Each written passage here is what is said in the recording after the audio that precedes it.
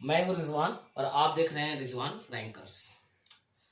आज का जो लेक्चर है वो है accountancy class 11 in accordance with NCERT syllabus. यानी एनसीईआरटी बुक्स को हम लोग एग्जैक्टली फॉलो करेंगे और उसमें जितने भी कंटेंट्स है, टॉपिक्स है, उसको डिस्कस करेंगे। तो पहला टॉपिक है introduction to accounting. Introduction to accounting.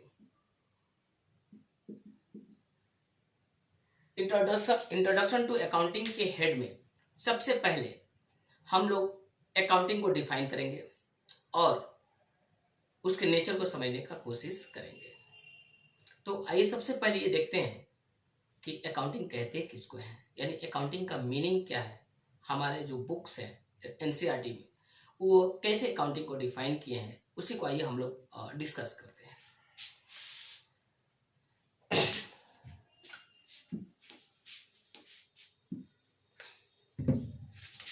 Accounting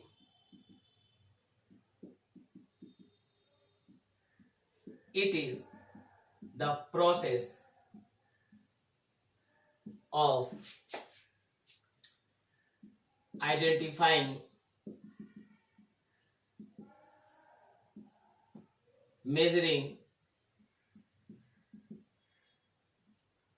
recording, communicating.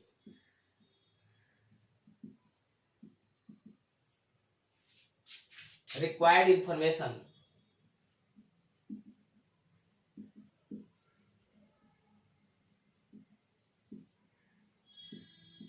relating to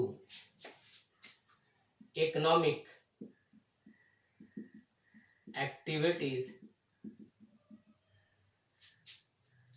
of an organization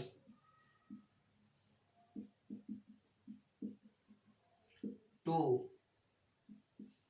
interested users of such information. This is the definition of accounting given in the books of NCERT. Accounting यानी it is the process. पहला चीज जो समझना है वो process. Process कहते किसको है? हिंदी में प्रोसेस को प्रक्रिया कहते हैं। Process is a series of things that are done one after another to achieve a particular result. जब हम एक के बाद दूसरा, दूसरे के बाद तीसरा, अगर एक सीक्वेंस में काम को करते हैं तब जाके फाइनली कोई रिजल्ट अचीव होता है, तो that is called a process, प्रक्रिया। तो सो अकाउंटिंग भी एक प्रोसेस है। इसमें पहला काम आइडेंटिफिकेशन का होता है, दूसरा काम मेजरमेंट का होता है, तीसरा काम रिकॉर्डिंग का होता है, चौथा काम कम्युनिकेशन का होता है। यानी अकाउंटिंग की शुरुआत होती है आइडेंटिफिकेशन से। किसको आइडेंटिफाई करते हैं? फाइनेंशियल ट्रांजैक्शंस को, जो कि इकोनॉमिक इवेंट्स में होते हैं। आगे चलकर हम बताएंगे कि इकोनॉमिक इवेंट होता क्या है। आइडेंटिफाई करेंगे, जब वो आइडेंटिफाई हो जाएंगे तो उनको मेजर करेंगे। मेजर का मतलब क्या होता है? क्वांटिफाई करना, यानी पैसा में एक्सप्रेस करना।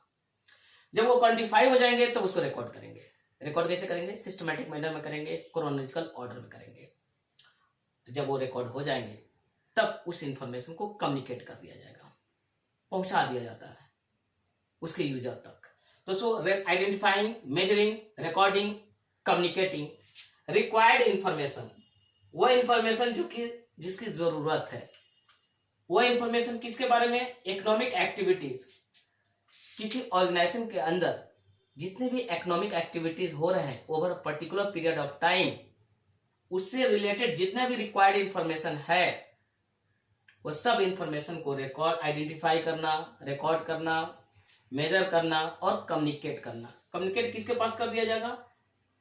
उन लोगों के पास जो लोग उस तरह की इंफॉर्मेशन में इंटरेस्टेड हैं डिसीजन मेकिंग के लिए। हो सकता है वो लोग ऑर्गेनाइजेशन के अंदर हो या ऑर्गेनाइजेशन से बाहर हो। तो सो आपने अकाउंटिंग का डेफिनेशन देखा।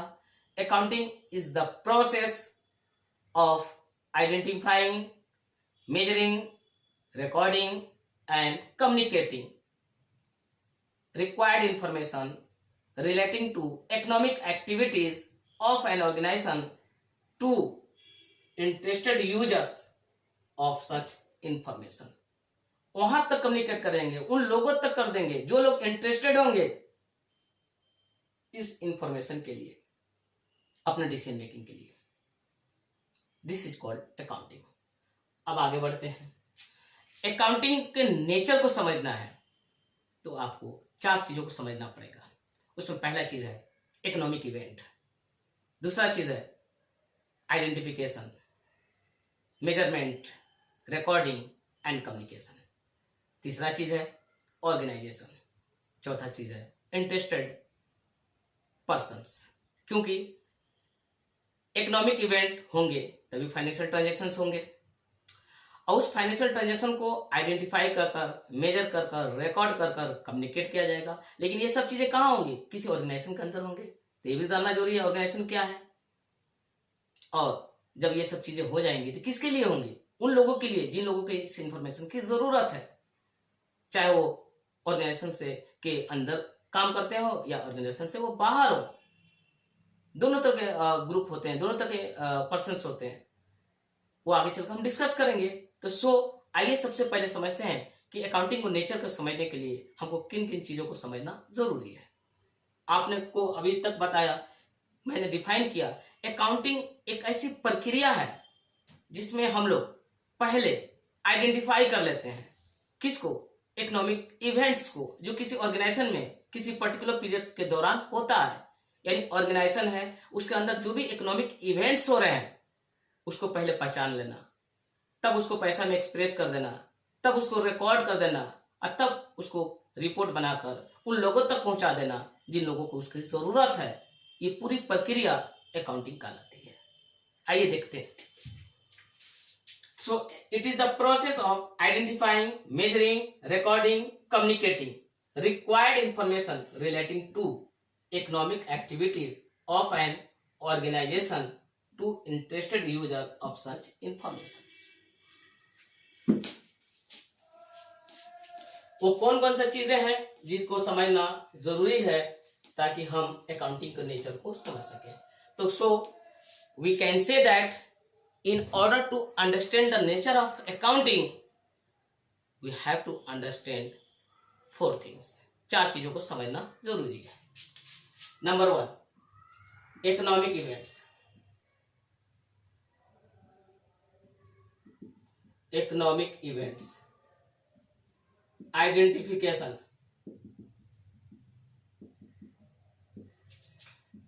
Measurement,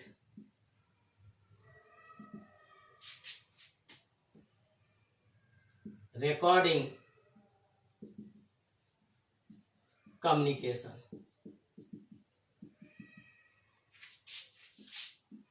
organisation, interested users. हम डिस्कस इन चारों चीजों को करेंगे।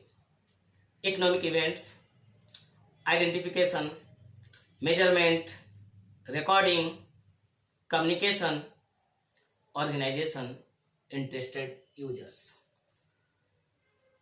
चूंकि accounting is the process involving identifying, measuring, recording and communicating economic events occurring in an organization over a period of time and communicating the information to interested users। तो ये पूरी प्रक्रिया अकाउंटिंग कहलाती है। तो अकाउंटिंग बेसिकली इसका nature क्या है, ये चीज जानने के लिए पहले आइए समझते हैं कि इकोनॉमिक इवेंट्स होता क्या है। तो पहले समझेंगे इकोनॉमिक इवेंट्स, देन समझेंगे identification, measurement, recording and communication. उसके बाद हम डिस्कस करेंगे ऑर्गेनाइजेशन को, उसके बाद डिस्कस करेंगे इंटरेस्टेड यूजर्स को।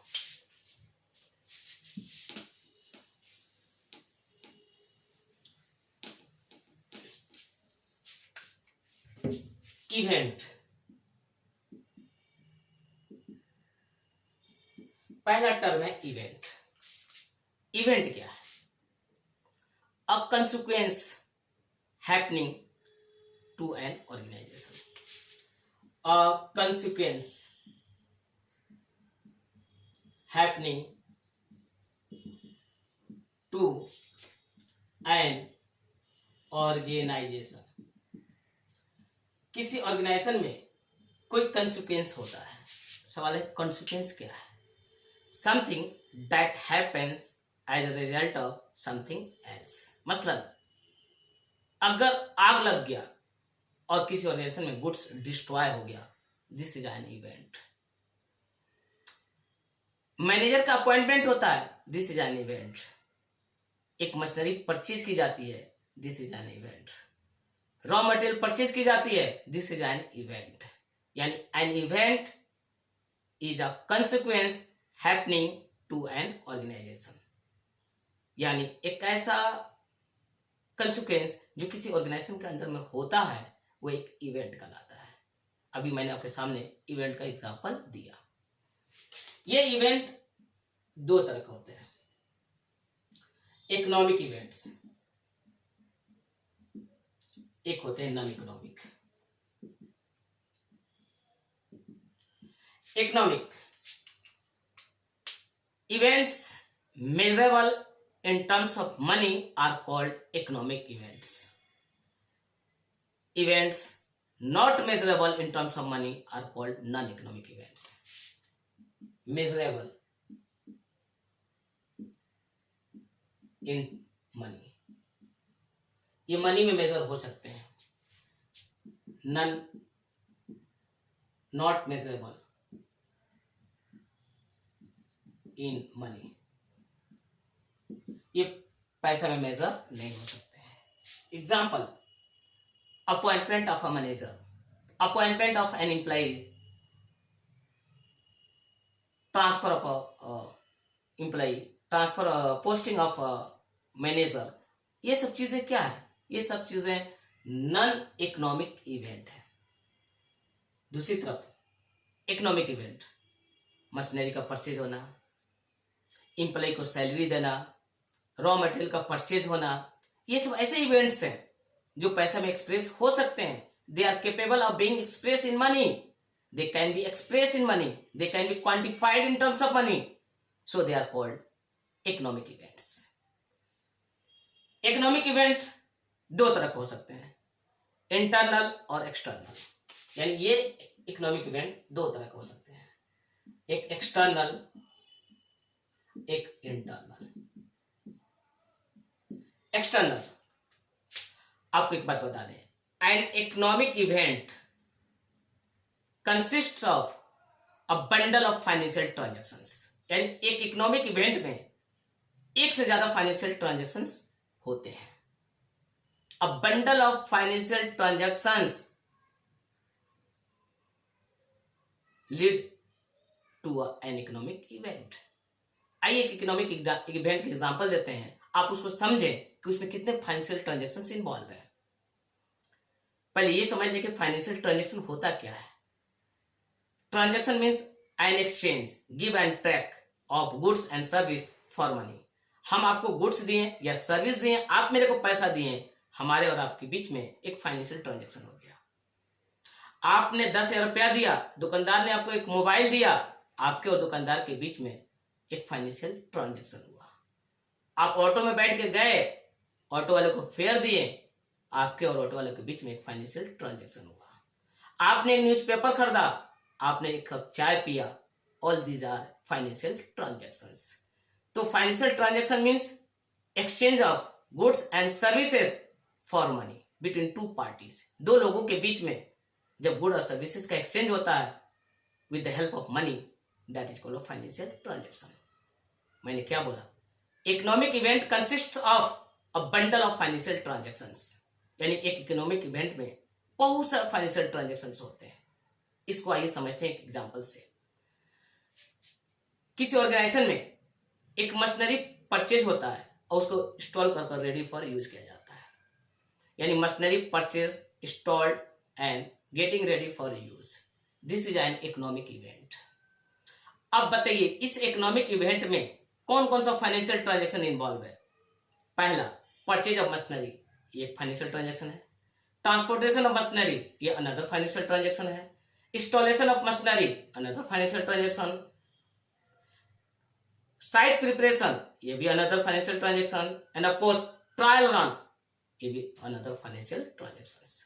यानी ये जो इकोनॉमिक इवेंट था, मशीनरी को परचेज करके इंस्टॉल करके रेडी फॉर यूज करने में 5 फाइनेंशियल ट्रांजेक्शंस इन्वॉल्व हैं। सो मैंने बोला कि N economic event consist of a bundle of financial transactions. तो जब कोई इकोनॉमिक इवेंट किसी ऑर्गेनाइजेशन के अंदर होता है तो पहला काम अकाउंटिंग में ये किया जाता है कि उस इकोनॉमिक इवेंट में कौन कौन सा फाइनेंशियल ट्रांजेक्शन इन्वॉल्व है उसको पहचाना जाता है। अब पहचानने के बाद उसका मेजरमेंट किया जाता है। अब मेजरमेंट के बाद उसको रिकॉर्ड किया जाता है और रिकॉर्ड करने के बाद उसको कम्युनिकेट कर दिया जाता है उसके यूजर तक, उन लोगों के पास जिनको उसकी जरूरत है। ये पूरी प्रक्रिया अकाउंटिंग कहलाती है। तो आपको इवेंट समझ में आया होगा। इवेंट इकोनॉमिक बाय नेचर हो सकते हैं और non economic, depending on whether they can be measured और नॉट। वो पैसे में मेजर हो सकते हैं या नहीं हो सकते हैं।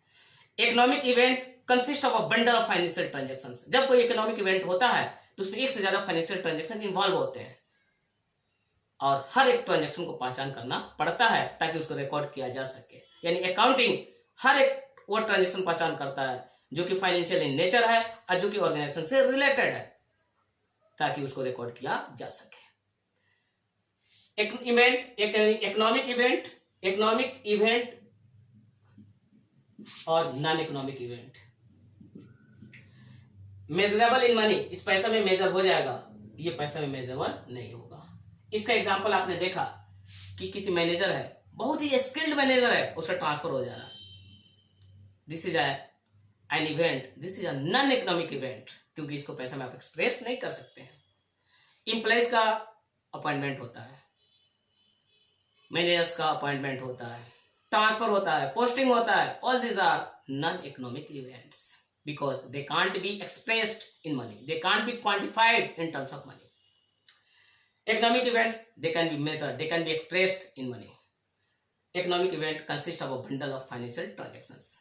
An economic event can be external, can be internal. External वो इकोनॉमिक इवेंट जिसमें एक फाइनेंशियल ट्रांजेक्शन ऐसा हो जो ऑर्गेनाइजेशन और किसी बाहरी आदमी के बीच में होता हो, उसको एक्सटर्नल इकोनॉमिक इवेंट कहा जाएगा। जैसे मशीन परचेज हुआ, देने वाला एक आउटसाइडर था, खरीदने वाला एक ऑर्गेनाइजेशन था। तो जब किसी ट्रांजैक्शन में एक पार्टी आउटसाइडर हो तो उस तरह के इवेंट को एक्सटर्नल इकोनॉमिक इवेंट कहा जाता है। जब कोई इकोनॉमिक इवेंट ऑर्गेनाइजेशन के अंदर ही हो, डिफरेंट विंग्स में हो, between different wings within an organization, तो उसको हम लोग इंटरनल इकोनॉमिक इवेंट कहते हैं। जैसे payment of salary to its employees, अगर एम्प्लॉय को सैलरी पेमेंट हो रहा है तो इंटरनल इकोनॉमिक इवेंट है। या स्टोर डिपार्टमेंट में से रॉ मटेरियल को प्रोडक्शन डिपार्टमेंट में ट्रांसफर किया जा रहा है, ये भी इंटरनल इकोनॉमिक इवेंट है। इकोनॉमिक इवेंट एक्सटर्नल हो या इंटरनल हो, both are recorded in accounting, यानी दोनों को रिकॉर्ड किया जाता है। सो आई होप कि आपको the concept of event, the concept of economic event and the concept of non economic event समझ में आया होगा, और साथ साथ ये भी समझ में आया होगा what is a financial transaction. A financial transaction is an exchange of good and services for money between to persons. जैसे हम रॉ मटेरियल परचेज करते हैं, ये फाइनेंशियल ट्रांजैक्शन। यहाँ फाइनेंशियल ट्रांजैक्शन समझाने का मकसद ये था कि N economic event consist of a number of financial transactions, यानी एक इकोनॉमिक इवेंट में एक से ज्यादा फाइनेंशियल ट्रांजैक्शन होते हैं, हर एक ट्रांजैक्शन को रिकॉर्ड किया जाता है। An economic event can be external, can be internal, but both are recorded in accounting. आगे बढ़ते हैं।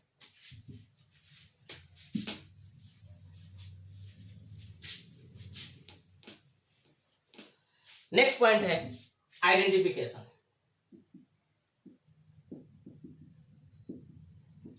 आइडेंटिफिकेशन दूसरा है measurement.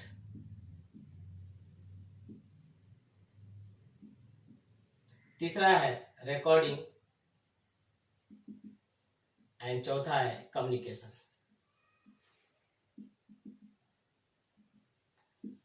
Identification, the first step in involve in accounting is to identify financial transactions to be recorded. यानी किसी economic event में जो financial transactions हैं और जो ऑर्गेनाइजेशन से रिलेटेड है, यानी दो चीजें होनी चाहिए, वो ट्रांजैक्शन फाइनेंशियल इन नेचर होना चाहिए और वो ऑर्गेनाइजेशन से रिलेटेड होना चाहिए। अगर ये दोनों चीजें मौजूद होंगी उसको रिकॉर्ड किया जाएगा। यानी अकाउंटिंग में पहला काम क्या होता है, जब किसी ऑर्गेनाइजेशन में कोई इकोनॉमिक इवेंट होता है तो पहले ये पहचाना जाता है कि उस इकोनॉमिक इवेंट में कौन कौन सा फाइनेंशियल ट्रांजैक्शंस है जिसको रिकॉर्ड किया जाए। जैसे अगर एक मशीनरी परचेज हुआ और उसको इंस्टॉल कर रेडी फॉर यूज किया गया, एक इकोनॉमिक इवेंट है। इसमें कौन कौन सा फाइनेंशियल ट्रांजैक्शन है आइडेंटिफाई करिए। मशीन को परचेज करना एक फाइनेंशियल ट्रांजैक्शन है, उसका ट्रांसपोर्टेशन करना ये भी एक फाइनेंशियल ट्रांजैक्शन है, उसको इंस्टॉल करना ये भी एक फाइनेंशियल ट्रांजैक्शन है, साइट प्रिपेयर करना ये भी एक फाइनेंशियल ट्रांजैक्शन है, ट्रायल रन करना ये भी एक फाइनेंशियल ट्रांजैक्शन है। ये so there are 5 financial transactions identified to be recorded in accounting because they are financial in nature and they are related to the organization. So the very first step in accounting is to identify transactions to be recorded in accounting. यानी to identify transactions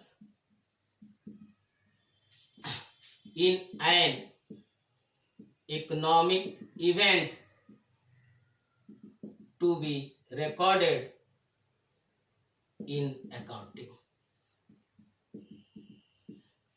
इस sentence आपको सब कुछ बोल रहा है। To identify, पहचानिए उस transaction को जो कि किसी इकोनॉमिक इवेंट के अंदर में है, उसको रिकॉर्ड कर किया जाएगा किसमें, अकाउंटिंग में। To identify transactions in an economic event to be recorded in accounting. यानी इकोनॉमिक इवेंट के अंदर जो भी ट्रांजैक्शंस हैं उसको आइडेंटिफाई करना so that they can be recorded in accounting. This is the very first step of accounting. Measurement. Once transactions are identified, they are measured, they are quantified in terms of money. यानी जब transaction की पहचान हो गई, identification हो गया, तब क्या होगा, अब उनको पैसा में मेजर किया जाएगा। Measurement also includes estimates. Accounting में दोनों बात चलती है, मेजरमेंट पे और एस्टिमेट्स भी, वो आगे चलकर हम डिस्कस करेंगे। तो so the second step is to quantify transaction already identified in terms of money. To quantify transactions already identified in money. Money में quantify, to quantify transactions already identified. वो ट्रांजैक्शन जो फर्स्ट स्टेप में already identify हो चुके हैं उसको quantify करना, यानी उसको मेजर करना इन किसमें, मनी में। सवाल उठता है, अगर वो मनी में मेजरेबल नहीं होंगे तब क्या होगा, अकाउंटिंग में रिकॉर्ड नहीं होगा। If transactions are not capable of being express in money, they are not recorded in accounting. जिस इवेंट को अगर पैसा में एक्सप्रेस नहीं किया जा सकता है उसमें उसका अकाउंटिंग में कोई जगह नहीं है, क्योंकि accounting involves measurement. No measurement no accounting. Third, recording.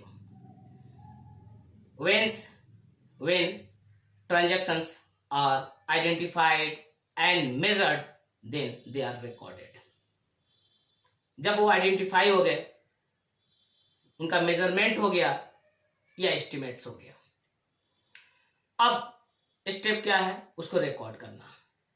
Recording जो होता है वो क्रोनोलॉजिकल ऑर्डर में होगा और इन टर्म्स ऑफ मनी होगा।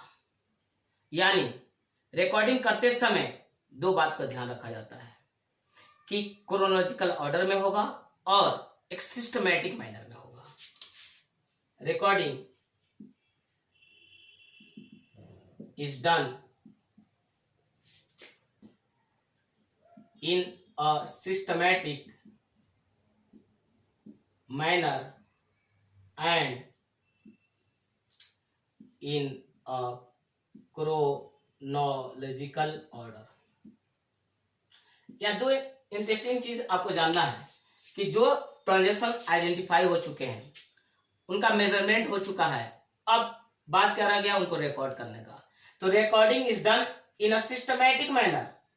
सिस्टमैटिक मैनर का मतलब according to a set of rules. Rules है जिसको हम लोग अकाउंटिंग प्रिंसिपल्स आगे चल के बोलेंगे, क्या करना है, कैसे करना है। This is called accounting principles. यानी ये अकाउंटिंग जो रिकॉर्डिंग होगा वो अकाउंटिंग प्रिंसिपल्स के अनुसार होगा और क्रोनोलॉजिकल ऑर्डर में होगा। यानी जो पहले ट्रांजेक्शन हुआ है वो पहले रिकॉर्ड होगा, जो बाद में हुआ है वो बाद में होगा। यानी they are recorded in order of their occurrence. जिस ऑर्डर में अकर हुए हैं उसी ऑर्डर में रिकॉर्ड होंगे। 5 तारीख को होने वाला ट्रांजैक्शन 8 तारीख को होने वाला ट्रांजैक्शन से पहले रिकॉर्ड होगा। This is called chronological order. और सिस्टमैटिक मैनर यानी in accordance with a set of rules called accounting principles. Recording करते समय हमको अकाउंटिंग प्रिंसिपल्स को माइंड में रखना पड़ता है।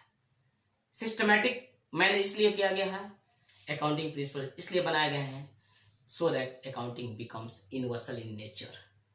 Across the world it can be interpreted in the same way. कोई भी कहीं भी एक ही तरह से इसको इंटरप्रेट करे। Finally communication. Accounting also called language of business. Accounting जिसको लैंग्वेज ऑफ बिजनेस भी बोला जाता है। communicates required information about economic activities, economic events of an organization to its users। अब सवाल है कि जो इंफॉर्मेशन है, जो इकोनॉमिक इंफॉर्मेशन है, उसको अकाउंटिंग यूजर्स तक किस रूप में देगा? अकाउंटिंग रिपोर्ट्स के रूप में। अकाउंटिंग रिपोर्ट्स बनाए जाते हैं, वही अकाउंटिंग रिपोर्ट्स यूजर के पास अवेलेबल होते हैं और यूजर अकाउंटिंग रिपोर्ट्स पढ़ने के बाद उसको इंफॉर्मेशन मिल जाता है उस ऑर्गेनाइजेशन के बारे में जिसके बारे में वो अकाउंटिंग रिपोर्ट तैयार किया गया है। यानी अकाउंटिंग का जो एंड रिजल्ट होता है वो अकाउंटिंग रिपोर्ट्स होता है। And result of accounting is accounting reports. और अकाउंटिंग रिपोर्ट्स डेली बना सकते हैं, वीकली बन सकता है, फोर्टनाइटली बन सकता है, मंथली बन सकता है, हाफ ईयरली बन सकता है, ईयरली बन सकता है, जैसा रिक्वायरमेंट वैसा बना सकते हैं। तो as per requirement it can be weekly, it can be daily, it can be fortnightly, it can be monthly, depend करता है रिक्वायरमेंट्स कैसे हैं। तो communication is done in the form of accounting reports। accounting reports मैंने बोला कि accounting is the language of business। जब language of business है तो जरूर बिजनेस के बारे में इंफॉर्मेशन इसके यूजर तक देगा। तो आपने 4 टर्म सीखा, identification, measurement, recording and communication. आइए नेक्स्ट टर्म देखते हैं, organization.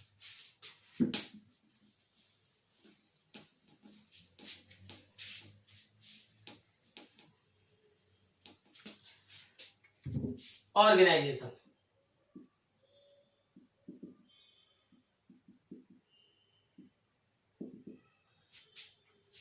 Organization means business organisation.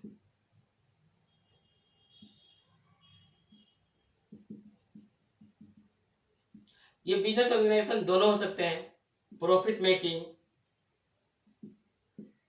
या फिर नॉट फॉर प्रॉफिट ऑर्गेनाइजेशन। जैसे कोई चैरिटी है, हॉस्पिटल है, लाइब्रेरी है, वो भी ऑर्गेनाइजेशन के कैटेगरी में आ जाएंगे। बिजनेस है, कंपनी है, जो भी चीज़ें हैं जो प्रॉफिट मेकिंग है, यानी ऑर्गेनाइजेशन दो पर्पस के लिए बन सकते हैं, या तो प्रॉफिट कमाने के लिए या सोसाइटी को सर्व करने के लिए। जो प्रॉफिट कमाने के लिए बनाए जाते हैं उनको प्रॉफिट उसको हम लोग प्रॉफिट ऑर्गेनाइजेशन या यूँ बोल सकते हैं ट्रेडिंग ऑर्गेनाइजेशन या बिजनेस ऑर्गेनाइजेशन बोलते हैं उसको। प्रॉफिट ऑर्गेनाइजेशन बोले, ट्रेडिंग ऑर्गेनाइजेशन बोले। The objective of such organization is to earn profit by providing goods और सर्विसेज टू कस्टमर्स। ये अपने कस्टमर को गुड और सर्विस प्रोवाइड करते हैं और ऑब्जेक्टिव इनका ये होता है कि in the process they get profit, और प्रॉफिट को अपने ओनर के बीच में बांट देते हैं। दूसरी तरफ ऐसे कुछ ऑर्गेनाइजेशन होते हैं जिनका प्रॉफिट होता है to serve the society but not to earn the profit. उनका उनका एम होता है, उनका ऑब्जेक्टिव होता है कि वो सोसाइटी को सेवा करें, लोगों को सेवा करें, ना कि प्रॉफिट अर्न करें। जैसे चैरिटी है, स्कूल्स हैं, लाइब्रेरी है, ये सब चीज़ें हैं, हॉस्पिटल है, क्लब है, ट्रस्ट है। एनीवे ऑर्गेनाइजेशन कुछ भी हो, या तो प्रॉफिट मेकिंग हो या नॉट फॉर प्रॉफिट मेकिंग हो, दोनों केस में जो भी इकोनॉमिक इवेंट्स होंगे उनके लिए अकाउंटिंग किया जाएगा। मतलब एक कंपनी है, वहां भी इकोनॉमिक इवेंट्स हो रहा है, उसका भी अकाउंटिंग होगा, उसके बारे में इंफॉर्मेशन उसके यूजर तक पहुंचाया जाएगा सिस्टमेटिक मैनर में, called accounting.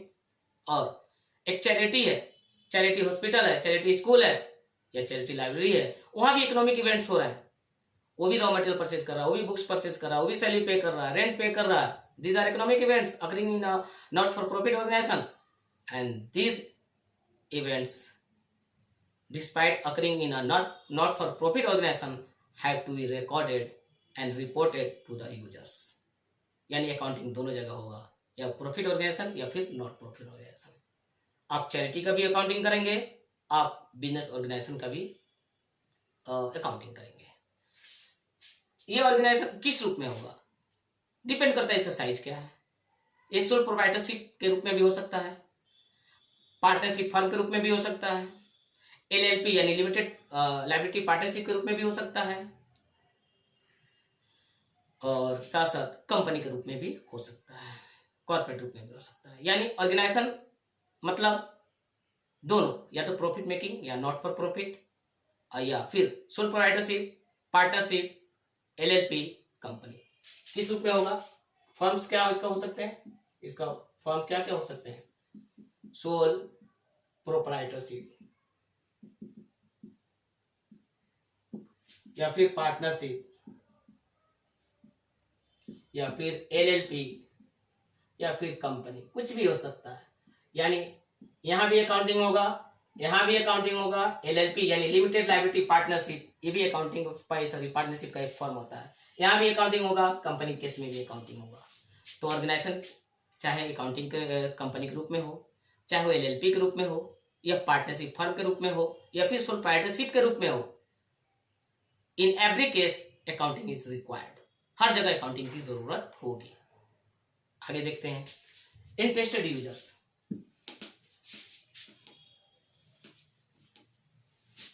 Users of accounting information, users of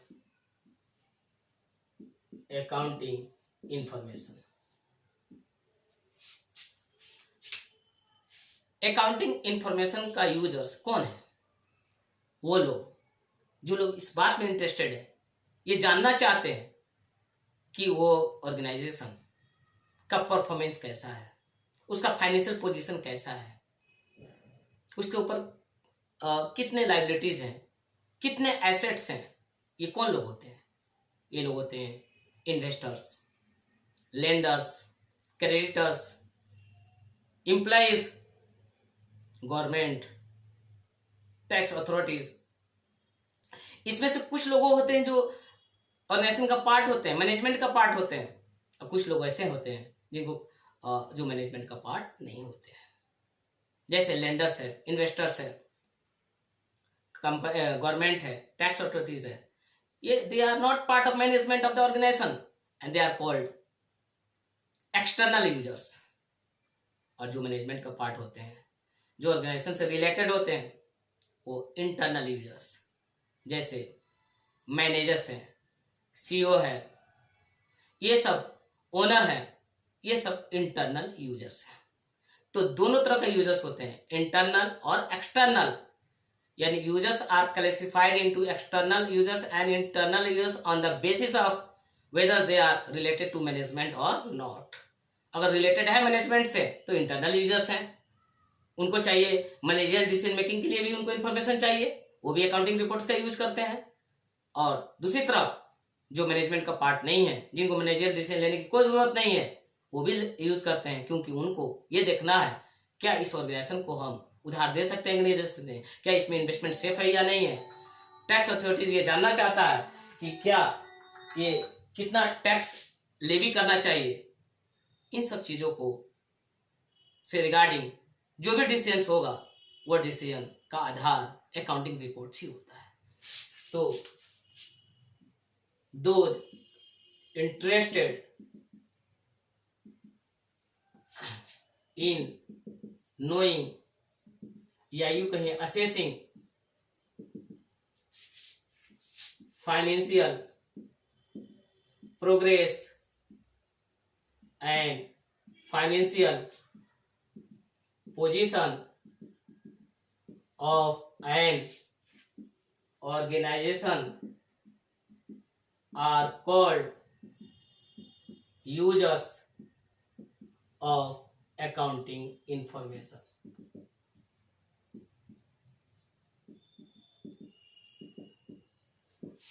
ये लोग दो कैटेगरी में बढ़ जाते हैं, एक्सटर्नल और इंटरनल। एक्सटर्नल भी हो सकते हैं, इंटरनल भी हो सकते हैं। इंटरनल में कौन कौन आएगा? ओनर्स आ गया, मैनेजर आ गया, सीईओज आ गए, ये सब इंटरनल है। एक्सटर्नल में कौन कौन आ गया? लेंडर्स है, इन्वेस्टर्स है, गवर्नमेंट है, टैक्स अथॉरिटीज है, ये सब लोग एक्सटर्नल में आते हैं। यानी दोज इंटरेस्टेड इन नोइंग और असेसिंग फाइनेंशियल प्रोग्रेस या financial position of an organisation are called users of accounting information. इन लोगों को ऑर्गेनाइजेशन के रिस्पेक्ट में डिसीजन लेने के लिए उसका इंफॉर्मेशन की जरूरत पड़ती है, और ये इंफॉर्मेशन प्रोवाइड कौन करता है? अकाउंटिंग। किस रूप में करता है? अकाउंटिंग रिपोर्ट्स के रूप में करता है। यानी अकाउंटिंग रिपोर्ट्स पढ़कर ये लोग अपना डिसीजन बनाते हैं regarding organisation. They are called users of accounting information. In fact accounting एक लिंक का काम करता है, information about economic activities of an organisation and users of such information. दोनों के बीच में एक लिंक है, that is called accounting. Being the language of business, it communicates information about economic information about an organization to its users. So आप अभी तक आपको मीनिंग यानी डेफिनेशन ऑफ अकाउंटिंग समझ में आया होगा, और जो इससे रिलेटेड टर्म्स है जिसको मैंने एक्सप्लेन किया, I hope you have understood this concept. और हम ये उम्मीद करते हैं कि ये वीडियो आपको अच्छी लगी होगी, और इसके बाद आपसे हम रिक्वेस्ट करते हैं, प्लीज आप मेरे चैनल को सब्सक्राइब करें, लाइक करें और शेयर करें। हम हर वीडियो के बाद एक वीडियो बनाएंगे। हम वीडियो उसी ऑर्डर में बनाएंगे जिस ऑर्डर में एनसीईआरटी में टॉपिक दिया हुआ है। तो आज इस वीडियो में यहीं तक। आगे के टॉपिक के लिए आप मेरे नेक्स्ट वीडियो का वेट करें। Thank you.